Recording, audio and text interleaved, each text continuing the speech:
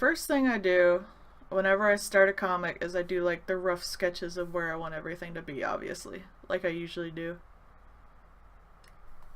And it's good to do the characters in different colors, just so you can like tell who everyone is, because as you can see they're very rough. It's a little hard. When I start off, this would be better explained in there's a book called Scott McCloud's Understanding Comics and Making Comics. He explains this a lot better than I do, but usually with like the first panel or something, you want to put maybe a little bit of setting in it. Like in here I did the front of the bookstore, which is the setting of this comic, or a really nice shot of the character who's going to be like doing things, because you want the readers to know at least somewhat what the heck is going on and where the heck it's taking place. And then if you want like a big fancy, if you want a scene to be more emphasized, you want to do it bigger, obviously, than some. And if you have like two immediately connecting scenes, it's good to have, see, I have this character here and this character here where they're closer. It's good to have them at least somewhat in the same line of sight, so that way there's at least somewhat of an illusion of movement if you want some action or something to go on. As you see, I put her in the foreground more here than she is here, so you get the sense that the camera's like slightly turning and she's like moving ahead. And usually in the last panel, especially with my stuff, it's usually a joke. So even if you see the line art, you don't have to be as detailed with the joke things, because honestly I think being super detailed kind of hurts it in a way. You can just do simpler expressions that way. But as for the tools, I'll put the line art back in for this, because this is around the time I would start using the tools, especially because this would be when I'd start filling in the stuff. There's two ways to do it. We're going to start with panels. Over here you have frame border.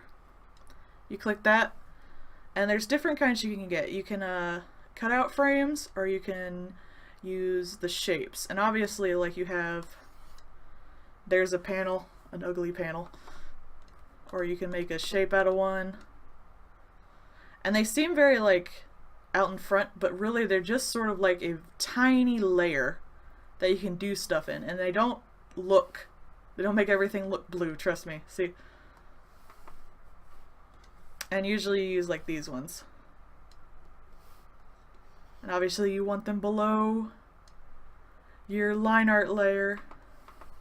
But I don't actually use those because I prefer a little more control over my stuff, so I just go over here to the usual tools in the, what is this? Let's see.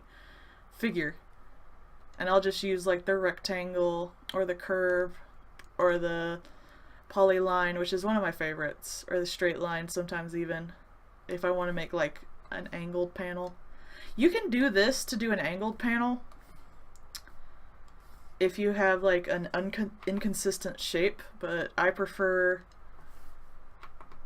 let me get rid of that. I don't actually have any angled panels in here, it's kind of boring. Do that, and then you go over to select it, and then I have free transform right here on the shortcuts bar, and you just take it, and that way the panel has a little more consistency to it, the lines are a little straighter.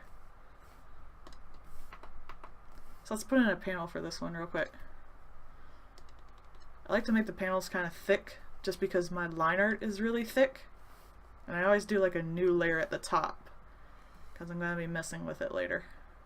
I don't want it to really interfere with the rest of the thing, and I think I'm going to go even thicker than that. And you want to have it obviously on this one, because this one is just solid black. And if you want like a background, if you want to like separate it, you can like do this one, which has the inside. I sometimes use that for word bubbles if I'm doing something a little odd that the word thing can't take care of. But let's put these panels in real quick. I'm going to try to keep them at least somewhat consistently shaped in this. So like I said, I want that repetitiveness to it, so it looks like they're moving. And once you have that in there, one thing that's nice, especially if you have the line art on a different layer, and then put that close enough, there we go. I'll just add a little more lines over here. There. As you can see, I have a bunch of junk sticking out. I just go like that and select everything outside of the panels. Go to my line art layer, and just erase it. Makes it nice and clean, nothing sticking out. There's sometimes you want something sticking out. If you want something really dramatic, or you want the character to be emphasized, you can have like a panel, and then like say if I wanted this to be really emphasized, I might excuse me, I might like draw her legs, and then I would erase the panel right here, and she would be like the focus point of this because she's like not constrained by this. Okay, well, wait a sec. I'll finish up this because I obviously didn't go as far as I wanted to in this area. I have a basic idea where most of my stuff is gonna go, but it doesn't always line up. I'll put in the rest of these panels real quick. There's really only like 3 in here.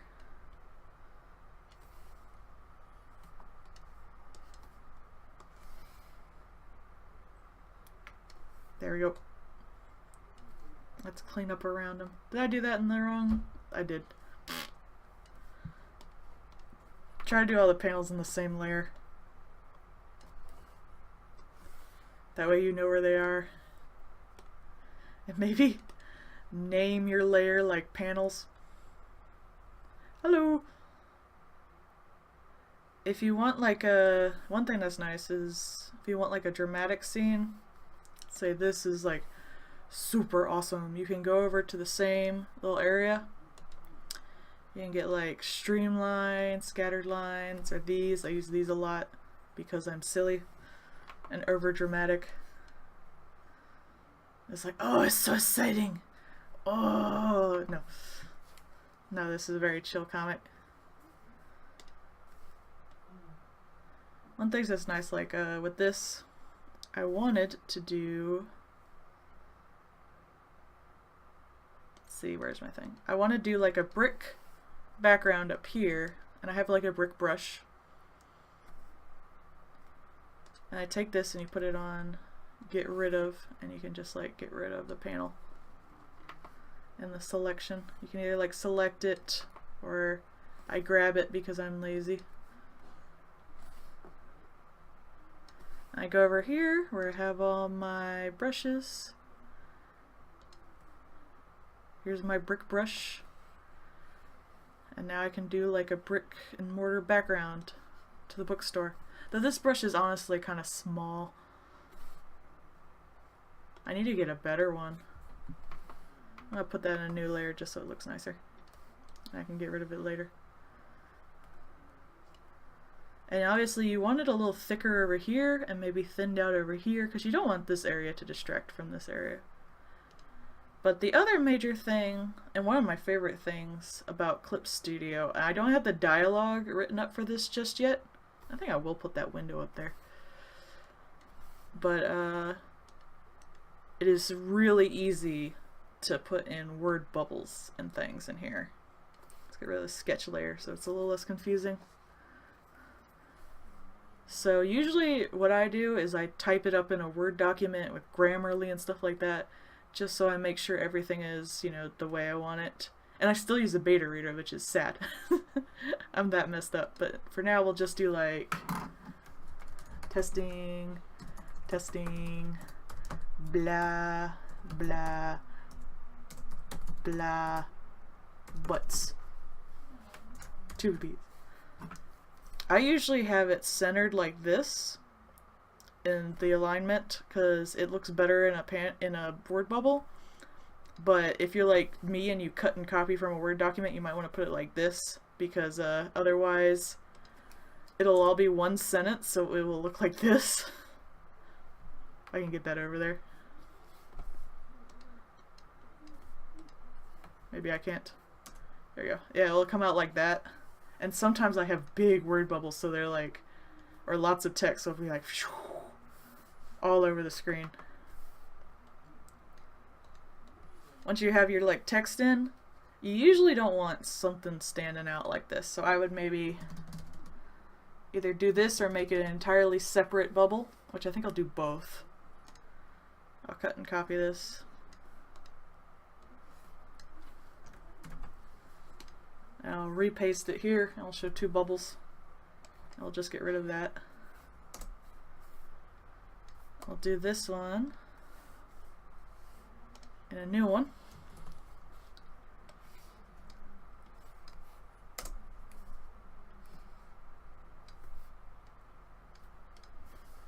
Now, then you go over here to this. I have it kind of see-through because of the last comic I did. So I'll put it back on pen. And again, my word bubbles are usually kind of thick because again, I have thick things. You can use the eclipse. I don't really like it. I think it looks weird. It's sort of like back when I used to do comics in MS Paint. So what I prefer is either the balloon tool where you can like draw around it, which might be good if you want like tight word bubbles, or tight word bubbles, which is the actual name for those, obviously. But I prefer this one right here, the curved balloon. And what you want to do is like make a square around your stuff, because it's gonna get widened out. Dang, I have that brush size up really high. There you go. And if you want to change the color, this is the color of the line on the outside for those who like aren't as familiar with stuff, and this is the color of the inside of the bubble. So say I wanted like black and red because it's terrifying. Can't even see butts in it. It's not transparent enough. There we go. One thing that's cool is if you combine the layers, which I usually just click like Control E or whatever it is. It's so ingrained in me. But you can also click this, and it'll make the word bubble one whole word bubble. So like if I did it with actual matching word bubbles, say here, say I have two different word bubbles.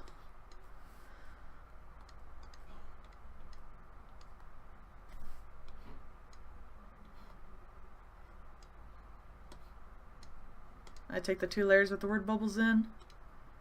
You get two nice connected word bubbles, which is good if you want like an extra thought, or you want to continue on something, or if you have a little thingy standing out like that.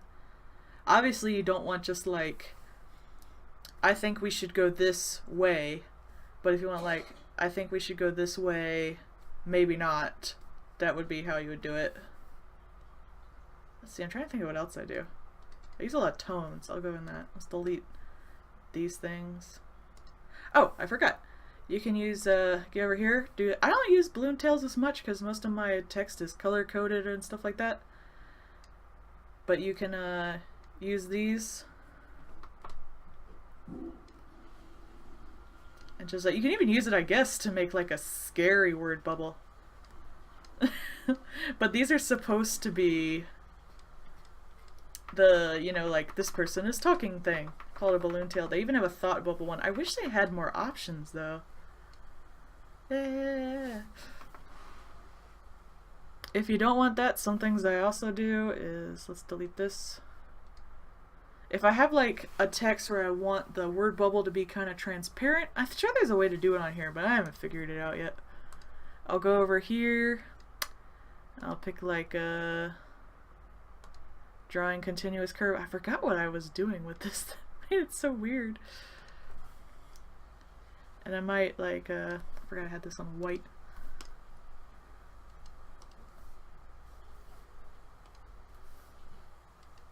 Of course, now I messed it up.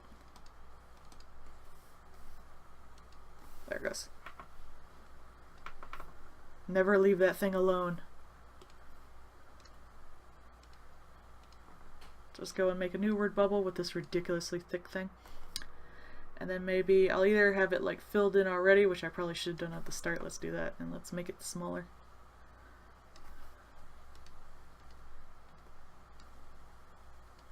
So now it has that, and then I'll just either I'll make the whole bubble kind of transparent, or I'll do what I did before, have the outline, oops, messed that up, and then I'll go in and on another layer I'll put some white, and then I'll make that thinner, so then you still have the outline but you can still kind of see the thing. I don't use that too often, but it is an option you can do if you like really want people to see all the stuff. Let's get rid of all these word bubbles. I'll show you how I do some tones.